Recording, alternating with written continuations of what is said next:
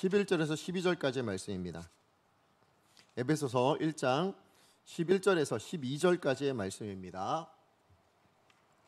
우리 두 절 말씀이니까요, 우리 한 목소리로 함께 읽도록 하겠습니다. 11절입니다. 시작. 모든 일을 그의 뜻의 결정대로 일하시는 이의 계획을 따라 우리가 예정을 입어 그 안에서 기업이 되었으니 이는 우리가 그리스도 안에서 전부터 바라던 그의 영광의 찬송이 되게 하려 하심이라. 아멘. 네, 오늘 주신 말씀을 가지고 에베소서 강의 5번째 시간입니다. 다시 시작이라는 주제 가운데 제목은 하나님의 주권에 대한 바른 태도라는 제목으로 여러분과 말씀 나누기 원합니다. 여러분, 신앙생활을 하시다 보면 정말 때때로 하나님께서 하시는 일들이 마음에 들지 않을 때가 있죠. 없으세요? 네. 하나님이 하시는 일들 때문에 사실은 답답하게 느껴진 경우들이 종종 있습니다. 그러다 보니까 하나님 앞에 좀 서운한 마음이 들기도 하고요. 또 때로는 그게 좀 극단적으로 드러날 때는 불평하고 싶은 그런 마음이 생길 때도 있다라는 것이죠. 제가 지난주에 제자훈련을 저희 주일마다 하거든요. 우리 장로님들과 함께 주일마다 제자훈련을 하고 있는데 모 장로님과 이제 그 이야기를 나누다 보니 사업 얘기가 나왔어요. 근데 이 장로님이 어떤 얘기를 해주셨냐면 본인이 이전에는 그냥 세상 사람들과 똑같이 그렇게 사업을 운영하셨다고 합니다. 그랬는데 제자훈련을 시작하면서 다른 결단을 좀 내리셨대요. 내가 더 이상 이렇게 사업을 하면 안 되겠다라는 마음이 들어서 정말 하나님이 기뻐하시는 대로 정말 하나님 앞에서 하나님 보시기에 인정받을 수 있을 만큼 정직하게 좀 그렇게 한번 정말 하나님 말씀대로 그렇게 사업을 좀 운영해보자 이렇게 생각을 하셨대요. 그렇게 해서 이제 올 한 해 이렇게 사업을 진행하고 이제 한 절반쯤 온 거잖아요. 여러분, 그 결과가 어땠을 것 같으세요? 잘 됐다 이러면 정말 좋겠는데요. 너무 잘 됐습니다 이러면 좋겠는데 그러지 않더라는 거예요. 그러니까 너무 많이 힘들어지셨대요. 사실 우리 경제가 지금도 사실 경기가 많이 힘들지 않습니까?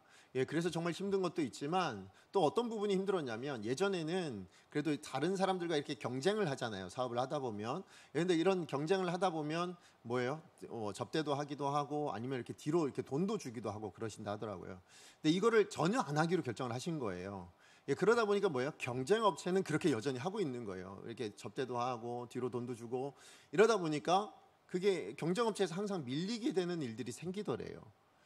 그러다 보니까 여러분 더 많이 힘들어지셨다라고 이야기를 하시더라고요. 여러분, 오너라는 자리가 그렇잖아요. 이게 뭐 가장만 그런 것이 아니고요. 오너 이러면 이제 사업에 같이 일하고 있는 그런 분들도 책임져야 되는 자리이다 보니까 이런 과정들이 너무 많이 힘들게 다가오더래요. 그냥 옛날로 돌아갈까? 이런 마음이 너무 많이 들더라는 거예요. 그냥 이렇게 진짜 하나님 말씀대로 끝까지 하는 게 맞나? 이러다 혹시 진짜 망하는 거 아닌가? 이러다 정말 더 힘들어지는 거 아닌가? 이런 마음들이 생기다 보니까 이게 갈등이 점점 심해진다. 이런 얘기를 하시더라고요. 정말 하나님 뜻대로 하면 잘 됐으면 좋겠잖아요. 정말 하나님의 말씀대로 하면 정말 좋은 일이 일어나면 좋겠는데 그러지 않을 때가, 하나님께서 그렇게 하지 않으실 때가 이렇게 종종 있더라는 거죠. 근데 제가 그 말을 들을 때 제 안에 어떤 마음이 들었냐면 딱 두 가지 마음이 들었어요. 하나는 뭐냐면 장로님의 저 마음이 흔들리지 않았으면 좋겠다 했어요. 그러니까 장로님께서 저렇게 결정하신 것이, 저 결단하신 것이 정말 평생에 흔들리지 않을 수 있는, 왜냐하면 그게 하나님의 뜻일 테니까, 정말 그게 하나님께서 원하시는 바일 테니까 흔들리지 않았으면 좋겠습니다 라는 게 첫 번째 마음이었고요. 두 번째 마음은 뭐였냐면, 그래서 하나님 앞에 기도하게 됐어요. 하나님, 정말 잘 되게 해주셔야 됩니다. 저 장로님 정말 사업이 잘 되게 해주셔야 됩니다. 망하지 않게 해주셔야 됩니다. 오히려 더 잘 돼서, 그래서 뭐예요? 하나님의 뜻대로 사는 것이 더 잘 되더라. 하나님의 뜻대로 살아내는 것이 이렇게 하나님께서 형통하게 해주시더라. 이런 간증이 있는 인생이 될 수 있도록 하나님께서 그렇게 만들어 주셔야 됩니다. 제가 그 마음이, 이 두 가지 마음이 제 안에 그냥 이렇게 솟아나게 됐습니다. 사실 우리가 이렇게 신앙생활 하는 게요, 특별히 이 땅에서 신앙을 지키며 신앙을 살아낸다라는 게 왜 이렇게 힘들까요? 왜 하나님의 말씀대로 사는 것을 우리가 결단하게 되면 결단이 필요할 만큼이잖아요. 그죠? 뭔가 이렇게 그냥 가볍게 그래 뭐 당연히 이렇게 사는 거지 이렇게 생각하시는 분 별로 없어요. 우리가 이 땅을 살려고, 하나님 말씀대로 살려고 하면 결단이 필요하고 결심이 필요하고 정말 어떤 능력이 필요합니다. 제 힘으로 안 되고요, 하나님의 능력이 필요합니다. 이렇게 될 수밖에 없는 이유가 어디 있는가? 그 왜 그럴까요? 저는 세상이 악하기 때문이라고 생각합니다. 특별히 정말 아담이 범죄한 이후로 하나님과 관계가 끊어졌잖아요. 이 관계가 끊어진 이후에 이 세상의 특징이 뭘까요? 저는 사사기에 나와 있는 그 특징, 두드러진 특징 뭐예요? 자기 소견에 옳은 대로 행하더라. 그죠? 하나님의 뜻대로 사는 인생이 없는 거예요. 나만 만족하면 돼요. 내가 기쁘면 돼요. 내가 행복하면 돼요. 그러니까 뭐예요? 내 행복을 위해서 남을 밟고 서는 것 정도는, 내가 행복하기 위해서 남의 것을 뺏는 것 정도는, 아니 필요하다면 뭐예요? 내가 남을 죽여서라도, 그래서 내가 전쟁을 일으켜서 그래서 더 많은 것을 확보하는 것이 내 기쁨이 되고 내 만족이 되고, 그게 이 세상의 삶의 법칙이 되고 말았다라는 거죠. 그러다 보니까 하나님의 뜻대로 산다는 거예요. 이건 정말 만만치 않은 결단이 필요하고, 정말 어떻게 보면 이건 정말 손해봐야 돼도 될 것 같지만 그래도 그렇게 해야지, 이런 마음이 생겨요. 그런데 그렇게 생긴 마음을 살다가 당하는 어려움들 때문에 뭐예요? 이게 흔들리기도 하고, 이렇게 계속 가야 될까? 라는 마음들이 생겨나기도 한다라는 거죠. 사실 오늘 본문에 이 주인공인 사도 바울이요, 그리고 에베소 교회 성도들, 이 관계도 저는 바로 이런 문제가 있었다라고 생각합니다. 무슨 얘기냐면 하나님의 뜻을 따라 사도가 되었습니다. 그리고 하나님의 뜻을 따라 복음을 증거했습니다. 그랬던 사도 바울에게 나타난 삶의 결과가 뭡니까? 감옥이에요. 그리고 언제 죽을지 모를 이를 만나게 된 겁니다. 자, 이런 사도 바울의 이야기를 전해들은 에베소 교인들의 심정이 어땠을까요? 아니, 하나님의 뜻대로 구원을 받아 하나님의 자녀가 된 사도, 그것도 사도로 부르심을 받은, 특별한 부르심을 받은 이 사람의 인생이 감옥으로 끝나네. 이 사람의 인생이 언제 죽을지 모를 위협 가운데 놓여 있네. 그것을 봤을 때 그 사도 바울로 말미암아 세워진 그 교회 안에 있는 성도들의 심정이 얼마나 많이 혼란스러웠겠습니까? 정말 이렇게 사는 것이 맞나? 이렇게 살다가, 사실은 그리고 그 당시 초대교회에 사도 바울만이 아니잖아요. 정말 그 당시에 믿음을 지켜낸다는 건 뭐예요? 죽기를 각오해야 되는 거잖아요. 믿다가 죽은 이들이 얼마나 많습니까? 믿다가 핍박을 받는 이들이 얼마나 많아요. 믿다가 배척을 당하는 사람들이 얼마나 많았습니까? 그러니까 그게 일상이다 보니 이게 정말 신앙으로 사는 것을 내가 끝까지 붙들어야 되나? 내가 진짜 하나님의 말씀대로 이거 붙들고 살아야 맞는 건가? 이런 혼란들이 얼마나 많았겠습니까? 자, 그러니까 그런 혼란 가운데 빠져있는 이 에베소 교회 성도들을 향해서 지금 사도 바울이 그들을 위해서 편지를 쓴 게 오늘 에베소서예요. 그리고 그 편지의 내용이 어떻습니까? 하나님의 사람은 어떤 존재인지를 이야기해 주죠. 그리고 그 하나님의 사람이 어떻게 살아야 되는지에 대해서 쓰여지고 있는 내용이 바로 오늘 본문에 있는 이 에베소서 내용입니다. 그래서 편지의 내용에 대해서 우리가 이미 살펴봤어요. 그래서 그 시작이 뭐라고요? 하나님의 사람이 어떤 존재인가를 얘기해요. 우리는 성도라고 부르심을 받은 하나님의 사람들인데 예배소 성도들에게 그렇게 얘기했어요. 그러면서 너희는 어떤 존재냐라고 하면서 인사말로 가장 먼저 표현한 게 뭡니까? 은혜로 살되 평강을 누리는 인생이다. 그죠? 하나님의 은혜가 임해서 어떤 상황에서도 평강을 누릴 수 있는 인생이 바로 하나님의 사람이다 라고 이야기를 해줍니다. 그리고 이어서 나온 얘기가 뭐예요? 그리고 하나님의 사람은 어떤 존재냐? 이 땅에 속해 있는 복이 아니라 하늘에 속해져 있는 신령한 복을 받은 사람들이다. 그렇게 또 이야기를 합니다. 우리가 어떤 존재라고요? 하나님의 사람은 어떤 존재라고요?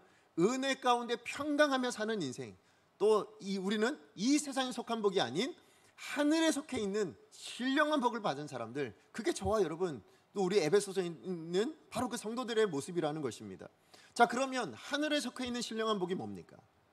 하늘에 속해 있는 우리가 지금 이미 받은 그 신령한 복이 뭐예요? 오늘 그걸 설명하는 게 3절부터 14절까지 내용. 그 신령한 복의 내용이 뭐라고요? 구원이라는 거예요. 삼위 하나님께서 이루어내신 그 구원이야말로 하늘에 속해져 있는 신령한 복이다 라고 이야기를 하면서 우리가 지난주까지 뭘 살폈습니까? 성부 하나님께서 이루어신 구원이죠. 그 구원, 우리의 구원을 위해서 태초부터 계획하셨다는 거였어요. 그리고 우리 지난주에는 이제 뭘 살폈습니까? 그 아들에 의해서 그 구원이 완성되어졌다, 성취되어졌다라는 것을 이야기하고, 우리 이제 다음 주에 살펴보겠지만 그 구원을 이제 뭐예요? 각 개인에게 적용시킨 것은 누가 하신 거예요? 성령 하나님께서 하신 일이다. 이걸 통해서 성부, 성자, 성령께서 함께 합력하여 우리의 구원, 이 신령한 복을 우리 가운데 주셨다. 그 이야기를 지금 사도 바울이 하고 있는 것입니다.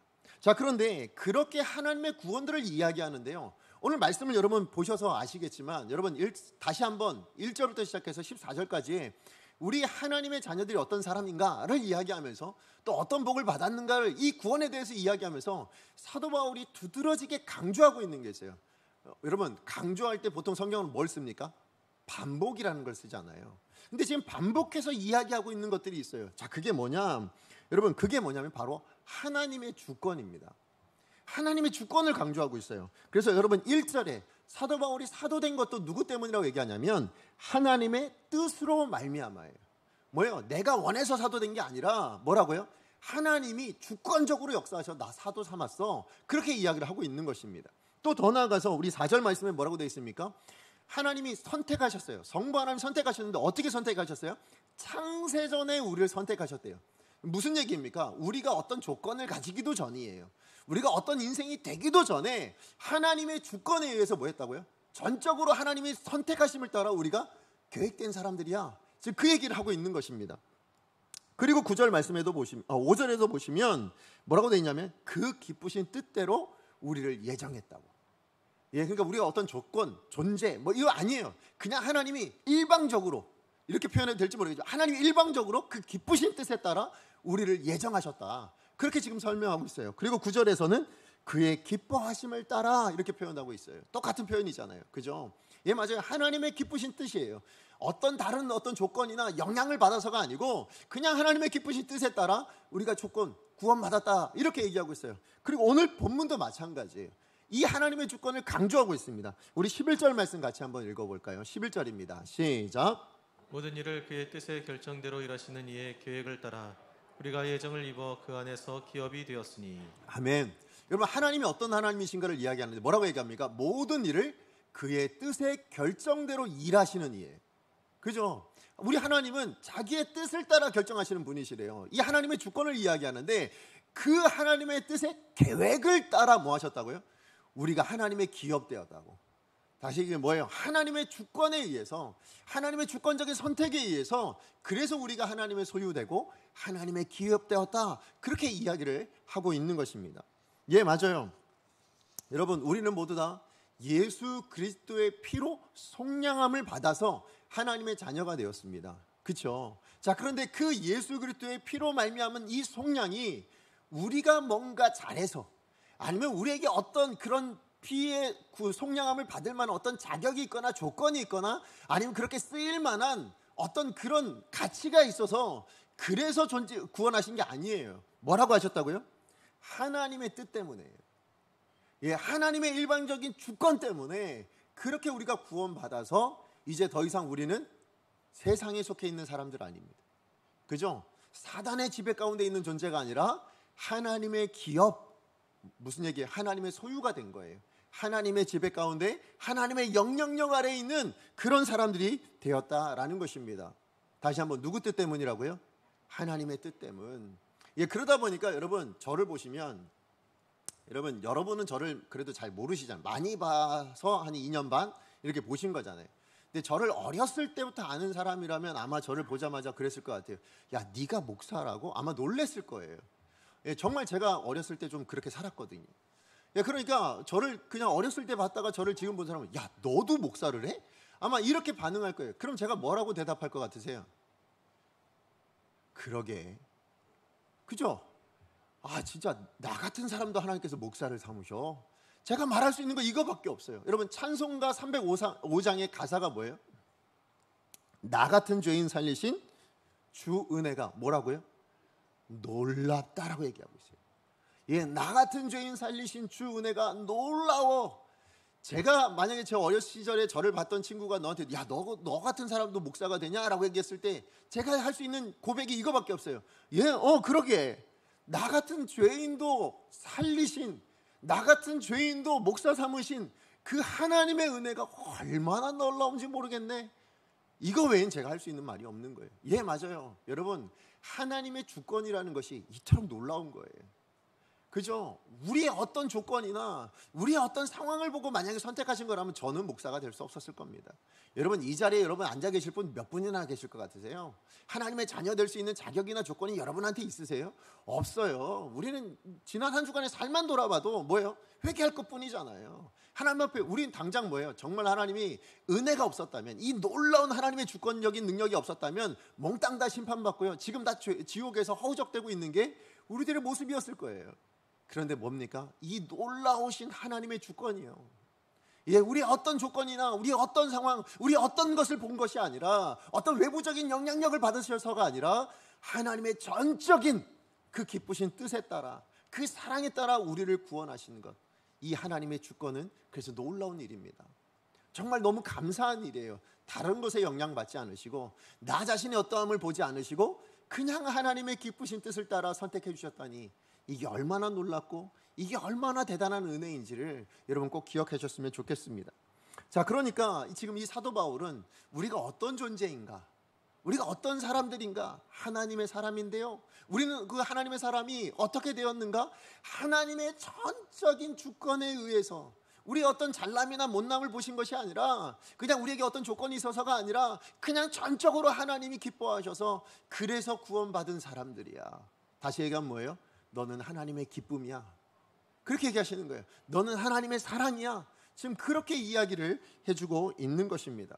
자, 그런데 여러분 한번 생각해 보시면, 그럼 이 놀라운 주권, 이 하나님의 능력, 이 하나님의 권세, 이 하나님의 뜻이 여러분 구원에만 작동할까요? 여러분 어떻게 생각하십니까? 우리가 구원받기까지만 하나님의 그 권세가 작동되고 있고, 구원받은 이후에는 니들 마음대로 살아라, 니네들 뜻대로 살아라, 그렇게 하셨을까요? 그렇지 않죠. 예, 오늘 저와 여러분 지금도 하나님의 주권은 역사하고 있는 줄로 믿습니다. 예, 지금도 하나님의 주권, 그 권세, 그 능력은 우리의 삶 안에 여전히 작동하고 있는 줄로 믿습니다. 그래서 우리의 인생은 어떻게 되어져 갈까요?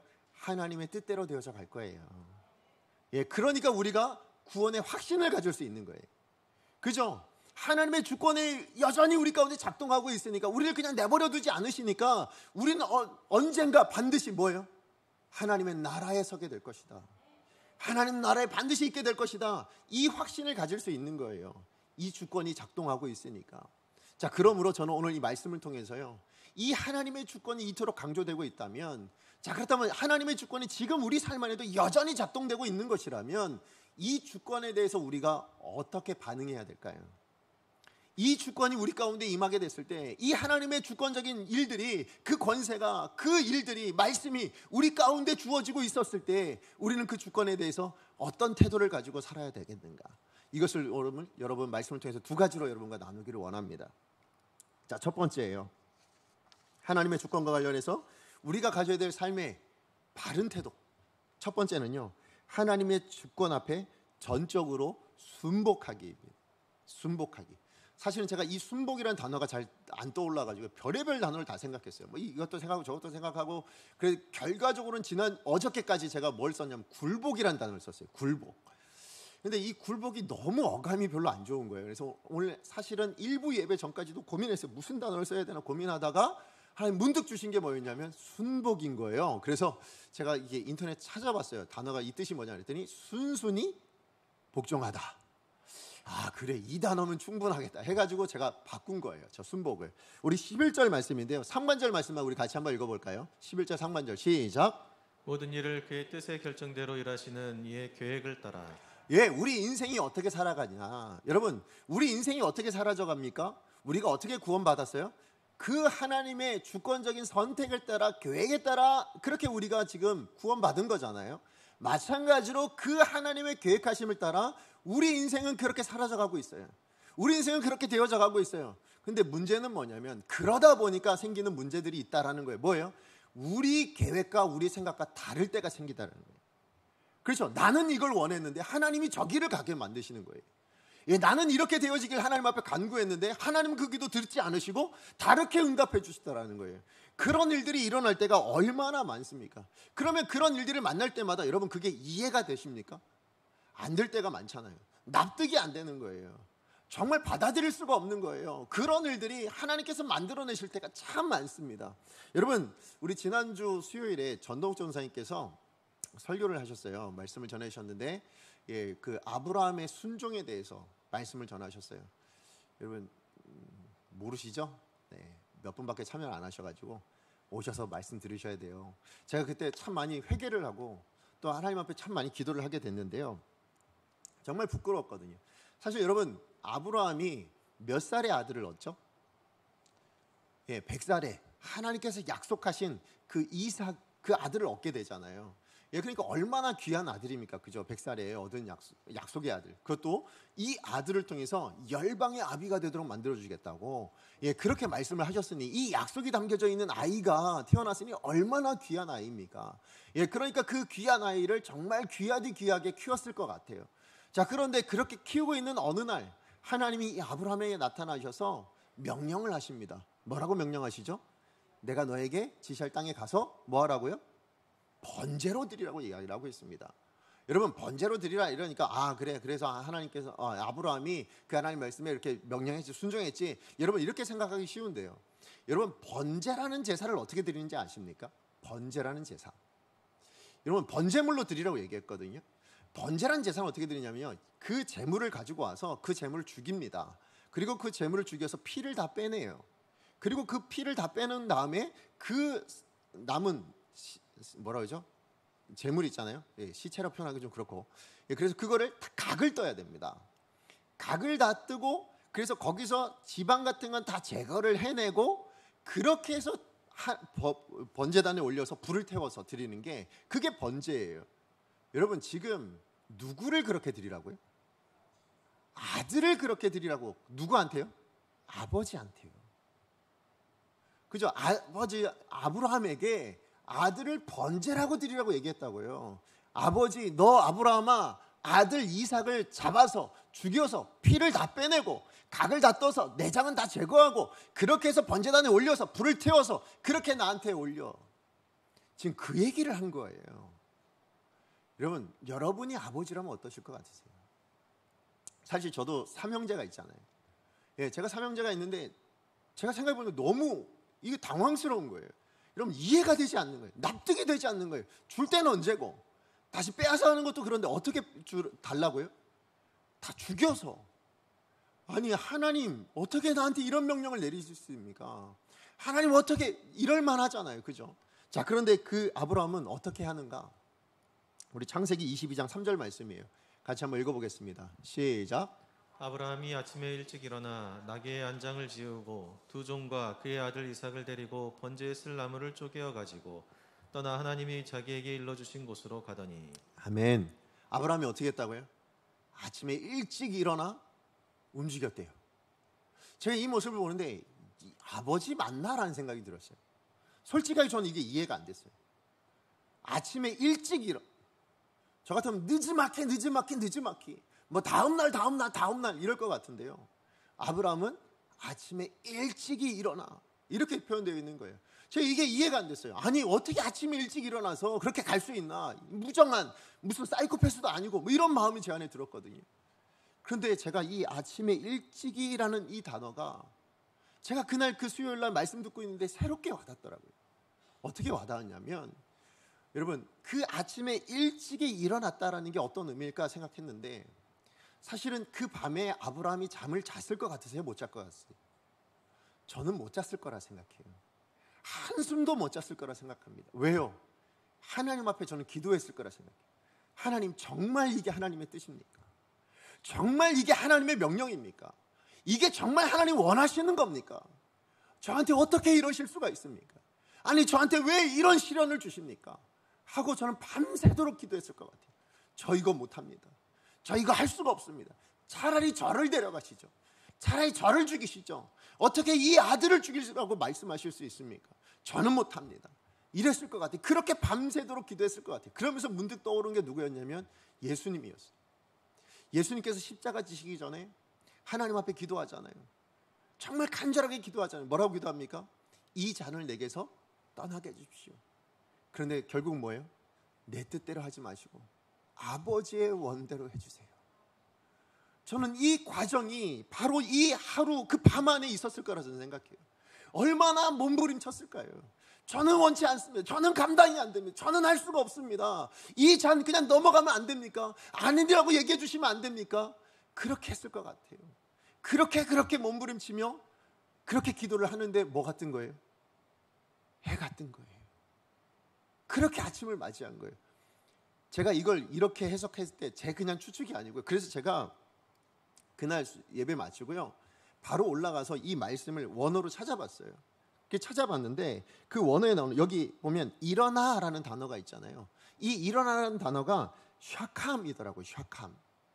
샤캄인데요, 여러분 이 단어의 뜻이 뭐냐면 일어나라는 뜻이 있지만 또 다른 의미가 있더라고요. 뭐라고 되어 있냐면 이 단어의 뜻이 열심히 하다, 열심히 하다라는 뜻이 있고요. 또 하나는 정직하게 하다라는 뜻이 있어요. 자, 그러니까 여러분 아침에 일찍이 일어나라는 이 말이 우리가 번역하면 이 아브라함이 자다가 일어났구나 이렇게 생각할 수 있잖아요.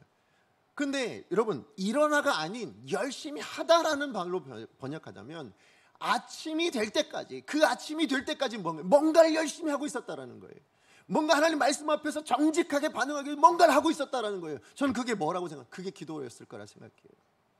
그리고 그 기도의 결과로 뭐예요? 내 뜻은 이해될 수 없지만, 나는 감당할 수 없는 일이지만, 나로선 도무지 할 수 없는 그런 일이었지만 하나님 앞에 뭐 한 거예요? 순복하게 되더라. 순복하게 되더라라는 것이죠. 그러니까 그 밤에 그 몸부림 뭐예요? 하나님의 뜻, 아들을 번제로 드리라는 그 하나님의 뜻과, 아니요 저는 못하겠습니다, 저는 이해할 수가 없습니다, 이것이 부딪히고 있을 때 그렇게 밤새도록 몸부림치고 있었던 그 아브라함의 모습이 생각이 나는 거예요. 그런데 결과는 뭐였습니까? 이 아브라함이 하나님의 뜻에 순복하더라. 그죠? 결국은 그 하나님의 뜻에 순복하여 일어나 그 길을 가더라. 그것을 보여주고 있더라고요. 그런데 정말 감사한 건 뭐냐면, 여러분 그 인생의 결과가 어떻게 됐습니까? 이 순복의 결과를 하나님께서 어떻게 사용하십니까? 저는 가장 먼저 제가 두드려 생각한 게 뭐였냐면, 하나님이 이 아브라함의 인생을 떠나지 않으시더라는 거예요. 그죠? 그 아들을 바치는 그 순간까지 하나님 뭐 하셨어요? 거기를 집중하고 계셨어요. 그죠? 그 죽이는 찰나까지 하나님 뭐 하셨어요? 집중하며 보고 계셨다라는 거예요. 아브라함의 인생을 집중하고 계시는 그 하나님의 함께 하심이 있더라고요. 그리고 더 나아가서 뭐예요?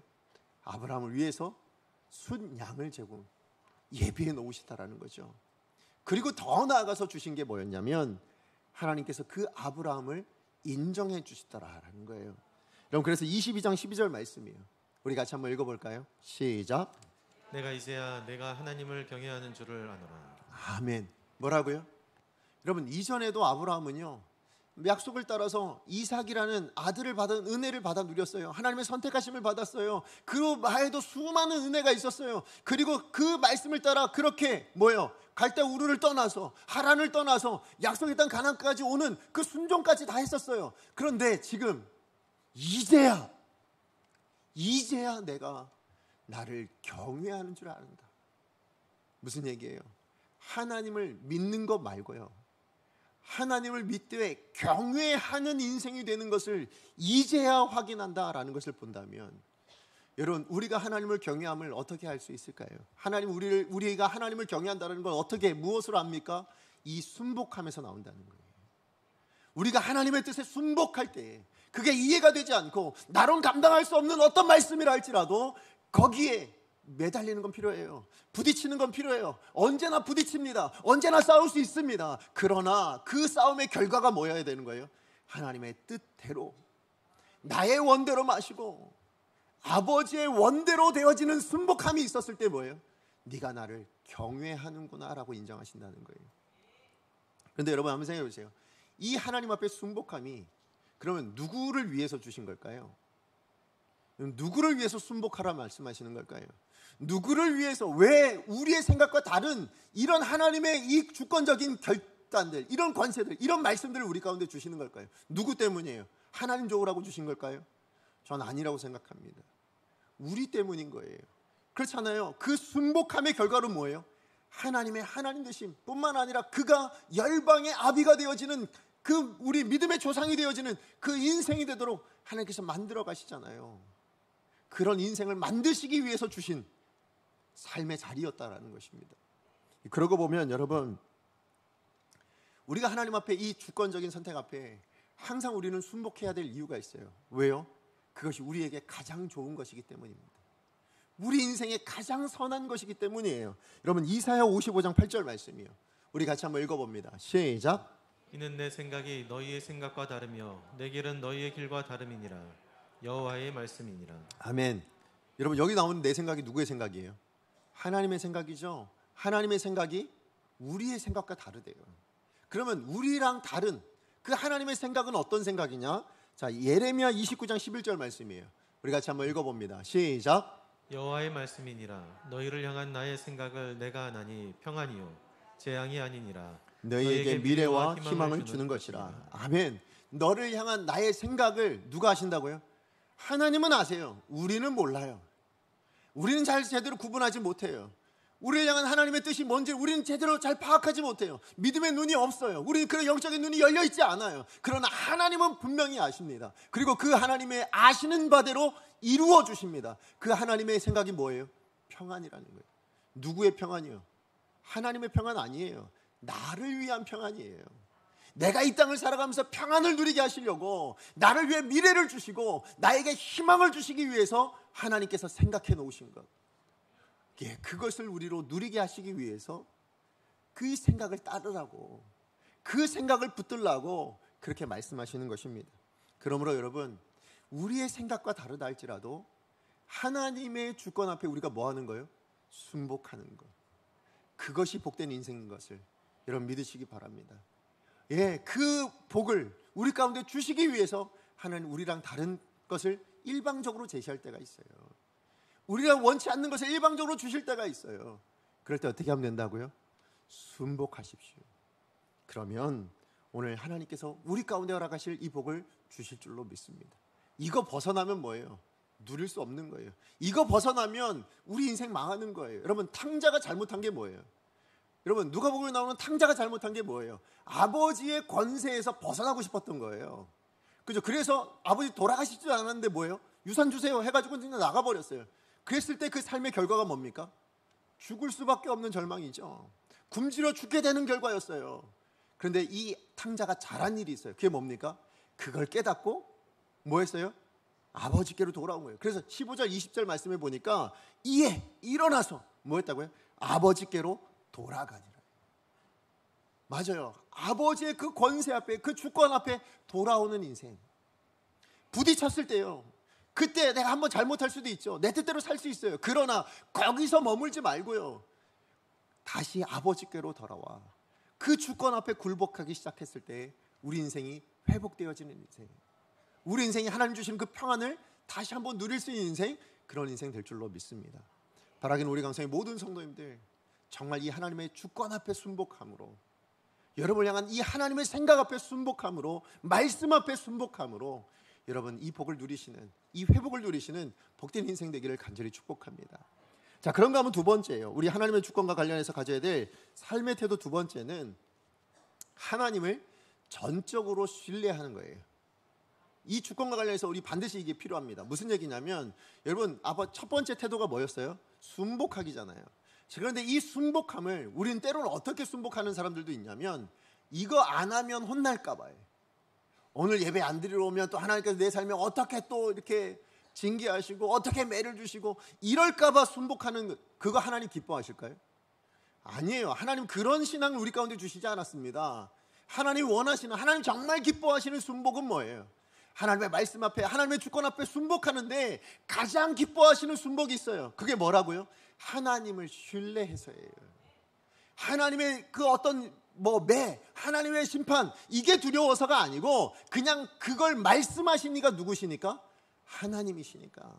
예, 이것이 하나님의 뜻이시니까, 그래서 순복하는 것, 그 하나님을 신뢰하여 순복하는 것을 하나님 너무 기뻐하시는 거예요. 그리고 그런 순복을 하나님께서는 사용하셔서 하나님의 역사들을 만들어 가시더라고요. 여러분, 사도행전을 보시면 하나님 예수님께서 승천하시기 전에 제자들에게 명령을 하세요. 어떤 명령하시죠? 너희는 온 유대와 사마리아와 예루살렘과 온 유대와 사마리아와 땅 끝까지 이르러 뭐예요?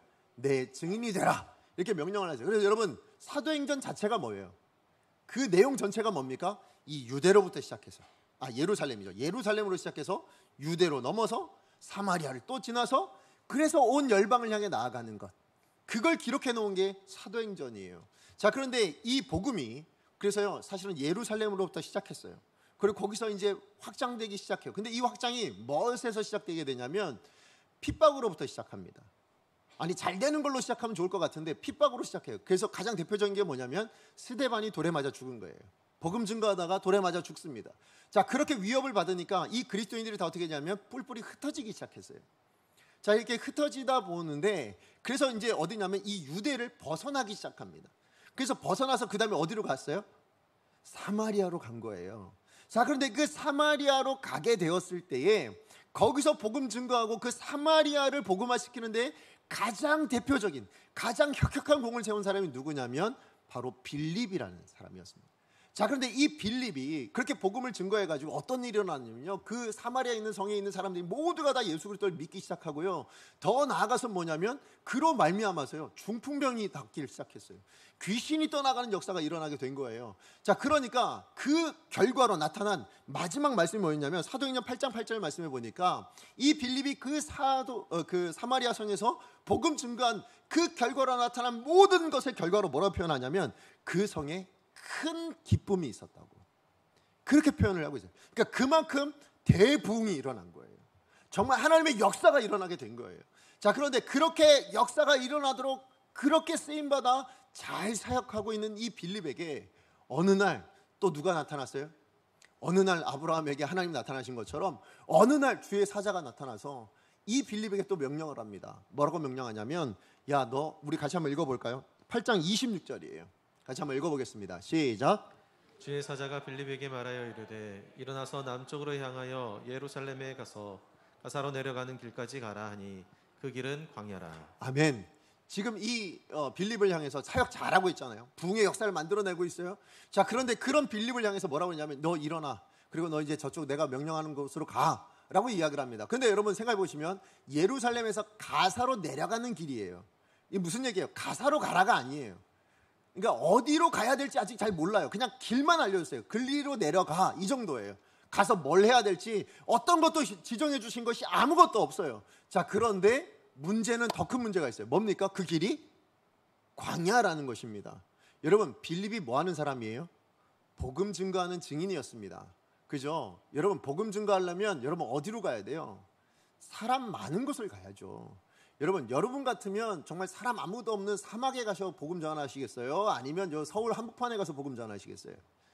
서울 한복판이죠. 당연한 거 아닙니까? 상식 아니에요?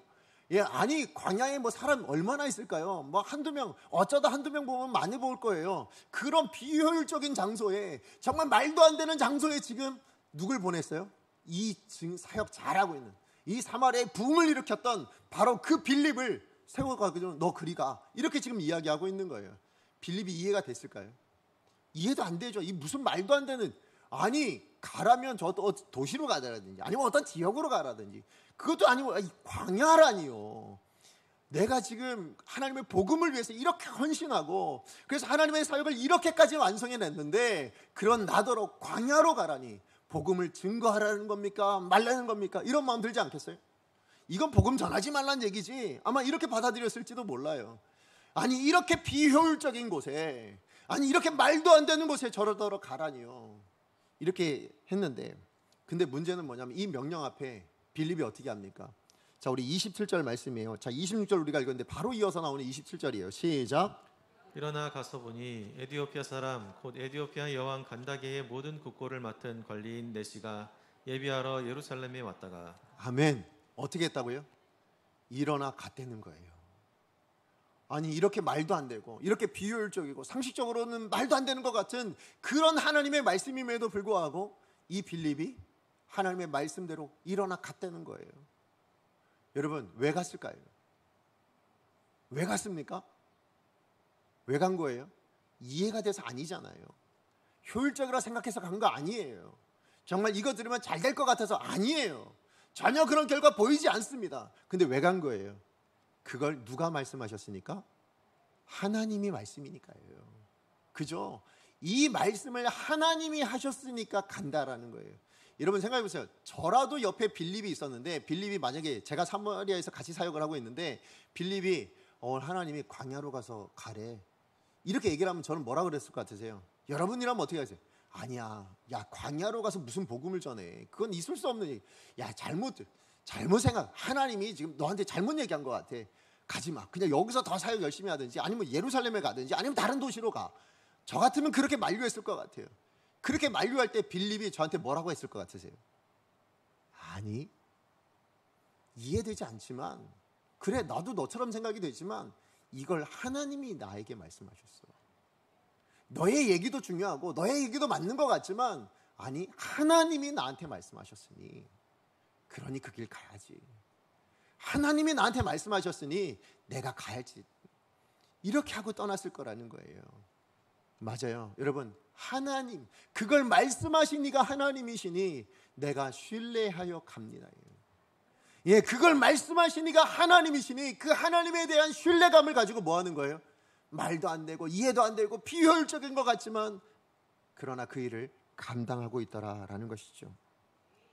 예, 맞아요. 여러분, 그래서 일어난 일이 뭘까요? 여러분, 이 말도 안 되는 이런 일에 순복했던, 정말 하나님을 신뢰하여 그렇게 순복했던 이 빌립의 그 순종을 통해서 하나님께서 어떤 일을 이루셨을까요? 그 이후에 어떤 일이 일어났는지는 딱 하나만 나옵니다. 뭐예요? 그 광야에서 한 사람을 만나요. 누굴 만납니까? 이디오피아 내시, 그러니까 2인자예요. 국고를 맡고 있는 2인자 그 내시를 만납니다. 그리고 그에게 말씀, 복음을 전하고, 예, 성령 인도하심을 따라 세례까지 베풀어줘요.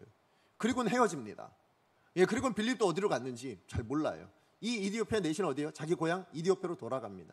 그런데 그 이후에 어떤 일이 일어나는지 몰라요. 자, 그런데 사실은 이 이후에 이 이디오피아 이 내시로 인해서 일어난 일이 우리 기독교 역사를 통해서는 나타납니다. 어떻게 나타나냐면, 여러분, 제가 언젠가 어느 선교사님을 통해서 제가 그 얘기를 들었는데요. 아프리카에 선교하시는 선교사님이신데, 이분이 그 아프리카 남부에 있는 부족들 안에서 이렇게 하다 보니까 그리스도인을 부를 때에 지칭을 뭐라고 부르냐면, 해석해서 이야기하면 이거예요. 우리는 이디오피아인이에요. 우리는 이디오피아인. 이게 그리스도인을 말하는, 내가 그리스도인이다 라고 이야기할 때 어느 부족에서는 나는 이디오피아인 이렇게 이야기한다는 거예요. 이게 무슨 얘기일까요? 내가 이디오피아인 출신입니다, 이 얘기가 아니에요. 그죠? 내가 내 출신이, 내 고향이 이디오피아야, 나는 이디오피아 사람이야, 이 얘기가 아니고 뭐냐면, 이디오피아에서 건너왔던 그 복음, 이디오피아에서 전해왔던 그 복음을 믿은 사람, 그게 납니다. 그게 뭐라고요? 그리스도인이야, 이 이야기로 나왔다는 거예요. 다시 얘기하면 뭐예요? 여러분, 이 이디오피아라는 나라가 하나님 앞에 드려지게 되더라는 거예요. 더 나아가서 뭐예요? 이 나라뿐만 아니라 아프리카라는 대륙을 하나님께서 이 빌립의 이 순종을 통해서 변화시키기로 결단하셨다라는 거예요. 예, 맞아요. 여러분, 하나님을 신뢰하며 나아갈 때, 그죠? 하나님이 이걸 예비하신지 빌립은 몰랐어요. 그러나 하나님은 그것을, 이 빌립의 이 순종과, 우리는 보이지 않지만, 우리는 알 수 없지만 그 하나님의 선하신 뜻, 이 아프리카를 구원하시겠다는 그 하나님의 선하신 뜻이 합력하여 뭐가 된 거예요? 선이 되어졌다라는 거예요. 예, 맞아요. 여러분, 우리 로마서 8장 28절 말씀이요. 우리 같이 한번 읽어봅니다. 시작. 우리가 알거니와 하나님을 사랑하는 자, 곧 그의 뜻대로 부르심을 입은 자들에게는 모든 것이 합력하여 선을 이루느니라. 아멘. 여기 보면 곧 그의 뜻대로 뭐 하신 자요? 부르심을 입은 자. 무슨 얘기예요? 하나님의 주권대로 되어진 자예요. 하나님의 주권대로 살아가는 자예요. 그런 사람에게는, 다시 얘기해서 하나님의 주권에 뭐 하는 사람이에요? 신뢰하여 순종하는 사람이죠. 그런 사람에게는 뭐가 일어난다고요? 모든 것이 합력하여 선이 된다고. 여러분, 우리가 이 모든 것 이야기할 때 때로는 뭘 얘기해요? 안 좋은 것도 있지만 이런 안 좋은 것도 합력해서 결국은 하나님은 선하신 것을 만들어냅니다, 이런 의미로 종종 쓰잖아요. 근데 한번 생각해 보세요. 안 좋은 것으로도 그런 선을 만들어내실 하나님이시라면, 하나님의 이 선하신 뜻과 이 빌립과 같은 이 하나님에 대한 신뢰를 통한 이 순종이 합쳐져서 만들어내는 선은 얼마나 더 풍성하겠습니까? 그렇게 만들어지는 그 선의 열매는 얼마나 더 크겠습니까? 그게 아프리카 대륙을 하나님께서 구원하시는데 쓰임받도록 만들어내시잖아요. 예, 맞아요. 여러분 믿으셔야 됩니다. 우리가 하나님 앞에 신뢰하는 거요, 뭐예요? 다른 거 아니에요. 그게 위협이 될까 봐, 내가 이거 안 지키면 내가 혼날까 봐. 아니에요. 하나님 그런 하나님 아니십니다. 우리는 그 하나님, 우리를 위해 평안을 예비하시고 모든 것을 합력하여 선을 만들어내시는 그 하나님에 대한 뭐예요? 신뢰로. 그 신뢰에 따라 뭐 하는 거예요? 이해도 안 되고 납득도 안 되고 비효율적인 것 같고 이게 더 좋을 것 같다라고 생각되어지는 것도 접는 거예요. 포기하는 거예요. 그리고 뭐 하는 거예요? 그 앞에 순종하는 거예요. 그랬을 때 하나님께서 우리의 인생을 어떻게 만드셨다고요? 나라를 책임지는, 그죠? 대륙을 바꾸는데 쓰임받는 인생이 되게 하시더라. 저는 우리 강성교회 여러분이 오늘 예배하는 우리 모두의 인생이 그런 인생 되었으면 좋겠습니다. 하나님을 신뢰함으로 여러분의 가정에서 하나님의 말씀을 섬겨보세요. 하나님을 신뢰함으로 여러분 하나님의 말씀대로 여러분의 기업을 운영해 보십시오. 하나님을 신뢰함으로 여러분의 삶의 자리에서 하나님의 뜻을 붙들어 보십시오. 저는 믿습니다. 지금 당장의 눈에 보이지 않는다 할지라도 하나님이 예비하신 이 선, 이 열매를 여러분이 누리도록 하나님께서 만들어 가실 줄로 믿습니다. 말씀의 결론을 맺습니다. 사도 바울이 우리는 어떤 존재라고 얘기했습니까? 예, 우리는 전적인 하나님의 주권으로 말미암아 하나님의 자녀, 하나님의 기업되게 만드신 존재라고 말씀을 하고 있습니다. 그런데 이 주권은 지금도 우리 가운데 작동하고 있더라. 지금도 우리 가운데 작동하고 있으니 이 주권 앞에 우리가 뭘 해야 된다고요? 순종하고. 이 주권 앞에 뭐 해야 돼요? 순복하되 전적으로 그 하나님에 대해서 신뢰하며 순복하는 것을 우리가 살아낸다면 이때 하나님께서 우리 가운데 주시는 축복이 있대요. 그 축복이 뭐냐? 여러분 12절 말씀입니다. 우리 12절 말씀 같이 한번 읽어봅니다. 시작. 이는 우리가 그리스도 안에서 전부터 배우던 바라. 네, 오늘 말씀에 사실은 그 영광의 찬송이 되게 하는 것, 이것은 우리가 성부 하나님이 우리를 구원하셨을 때 이미 살펴봤던 내용이에요. 그죠? 우리로 하나님의 찬송을 부르게 하려 함이라. 그래서 우리를 예정하셨다고, 그래서 우리를 이렇게 구원 하나님의 자녀 삼으셨다고 분명히 얘기하셨어요. 근데 오늘 여기 있는 이 본문에서는요, 거기서 한 걸음 더 나아가더라고요. 여러분, 우리가 하나님의 자녀임을 믿고 우리에게 주어진 이 주권, 이해가 되지 않고요, 납득이 되지 않고요, 감당할 수 없을 것 같은 거라 할지라도 거기에 하나님을 신뢰함으로 순복하는 인생은 어떤 하나님의 은혜가 주어지냐면 그저 우리의 입술로 찬송하는 정도가 아니고요. 여러분, 어떤 인생이 되게 한다고요? 우리의 존재 자체가 하나님께 찬송이 되는 인생이에요. 우리의 존재 자체가 하나님의 영광이 되어지는 그런 인생이라고 얘기하는 거예요. 여러분, 욥을 기억하십니까? 하나님께서 욥을 사단에게 뭐라고 얘기해요? 얘는 내 사람이에요. 그죠? 얘는 내 사람이야. 내가 인정하는 사람이야. 우리 존재를 그렇게 보신다는 거예요. 어떻게 할 때? 우리가 하나님을 신뢰하여 순복할 때, 그때 우리 존재 자체가, 우리의 삶 자체가 뭐라고요? 우리 입술로만 그냥 하나님 찬양한다, 우리 입술로만 하나님 높인다, 이 정도가 아니고요, 얘가 살아내는 모든 삶 자체가 내 기쁨이고 내 만족이고 내 영광이고 내 찬송이야. 지금 그렇게 말씀하고 있다라는 거예요. 그런 인생 되도록 만들어 주신다. 이 은혜를 주신다는 게 바로 오늘 우리가 순복해야 될 이유, 우리가 하나님을 신뢰해야 될 이유라고 그렇게 말씀하고 있어요. 바라기는 우리 강성의 모든 성도님들의 인생이 정말 이런, 하나님이 보실 때요, 너는 내 만족이야, 너는 내 기쁨이야, 너는 내 찬송이야, 너 자체가 내 영광이야, 이렇게 들을 수 있는, 그렇게 인정함을 받을 수 있는, 그게 이제야가 아니고요, 우리 매 순간순간에 우리 삶의 모든 자리자리가 얘는 내 영광이고 얘는 내 찬송이고 얘는 내 능력이고 얘는 내 기쁨이고, 그렇게 인정받을 수 있는 우리 강성의 모든 성도님들 다 되기를 간절히 축복합니다. 어떻게 하면 된다고요? 하나님의 주권, 우리랑 생각이 다를 때 그렇게 나타나는 그 주권 앞에서 우리가 순복하되 신뢰하며 순복할 때, 그때 여러분 이 은혜를 반드시 누리게 될 줄로 믿습니다. 우리 말씀 기억하면서 함께 찬양했으면 좋겠는데요, 아까 우리가 불렀던, 제가 말씀드렸던 찬송가 305장이에요. 나 같은 죄인 살리시. 여러분, 우리가 뭐라고, 그죠? 우리 매일 삶 보면 정말 아무것도 아닌, 정말 그냥 심판받아도 아무 말도 할 수 없는 그런 우리 같은 존재인데, 그런 우리를 살리셨어요. 어떻게요? 하나님의 전적인 주권으로. 예, 그 전적인 주권 때문에 우리가 구원받았어요. 그 은혜가 놀랍지요. 정말 놀라워요. 그래서 우리는 어떻게 살아야 됩니까? 우리 주님 앞에 서는 날까지 여러분 하나님을 신뢰하며 그 주권의 놀라움을 신뢰하며 하나님 앞에 순종하기로 살아가는 그런 저와 여러분 되었으면 좋겠습니다. 그래서 이 찬양의 고백이 우리 매일의 삶 가운데 울려났으면 좋겠어요. 나 같은 게 뭐라고 구원하셔서 또 이 은혜를 주시고, 나 같은 게 뭐라고 오늘도 나를 붙들어 주셔서 또 이렇게 살아가게 하시고, 이 노래가 놀랍습니다. 이렇게 고백할 수 있는 저와 여러분 우리가 되어지기를 간절히 소망합니다. 우리 함께 찬양합니다. 나 같은 죄인 살리신 그 은혜에 감사하며 감격하며 고백합니다. 나 같은 죄인 살리신, 나 같은 죄인 살리신 주 은혜 놀라워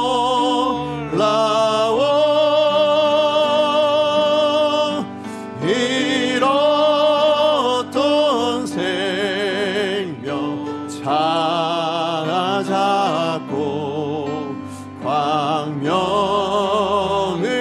얻어. 우리 다시 한번 1절 고백합니다. 나 같은 죄인 살리신, 나 같은 죄인 살리신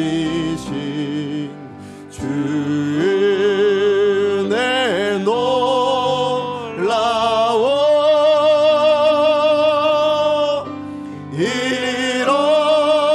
잃었던 생명 찾았고 광명을 얻어. 우리 다시 한번 믿음으로 고백합니다. 나 같은 죄인 하나님의 절대적인 주권으로 말미암았습니다. 나 같은 우리의 어떤 조건이 아닙니다. 우리에게 뭐가 있어서가 아니에요. 그저 우리 존재 자체로 기뻐하십니다. 주 은혜 놀라워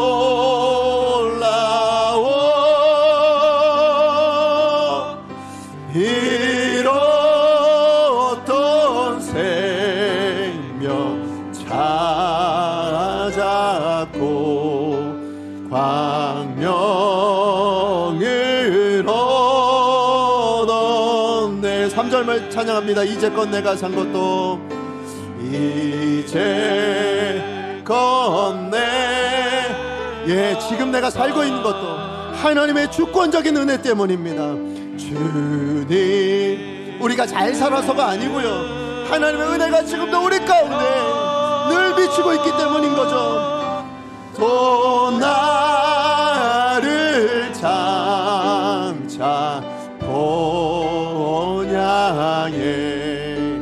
인도해 주시리. 아멘.